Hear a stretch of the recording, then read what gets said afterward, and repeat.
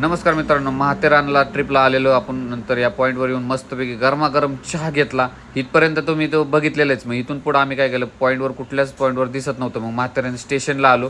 स्टेशनवर आलो, बघितलं रेल्वे तिकीट भेटतंय का, तर सगळी रेल्वे फुल झालेली होती. कारण का कुठलाच पॉईंट न दिसल्यामुळं सगळे पर्यटक रिटर्न निघाले होते, कारण का पॉईंटच दिसत नव्हतं. मग इथं आपण रेल्वे ट्रॅकने चालत आले, इथे एक पॉईंट दिसला. मग हा बघितला. रेल्वेपेक्षा आम्ही फास्ट होतो. त्याच्या रेल्वेच्या आधी आम्ही स्टेशनच्या जवळ पोहोचलो होतो. मग मस्तपैकी रेल्वे ट्रॅकने आनंद घेत घेत आम्ही आलो पार्किंगला. पार्किंगवरून निघालो जी गाडी घेऊन. आम्ही जाणार होतो रिसॉर्टला. रिसॉर्टमध्ये मज्जा करणार होतो. मग रिसॉर्टवर आल्या मस्तपैकी उशीर झाला होता. मग जेवण वगैरे करून घेतलं. मग आर्चरी वगैरे खेळली आणि जे झोपून घेतलं निवांत.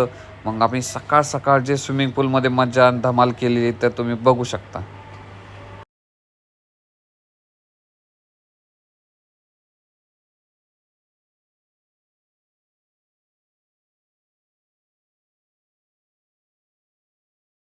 रिसॉर्टला स्विमिंग पूलमध्ये मस्तपैकी डान्स वगैरे मस्त एकदम एन्जॉय केला. मग म्हणलं एक पोजिंग तर दिलीच पाहिजे.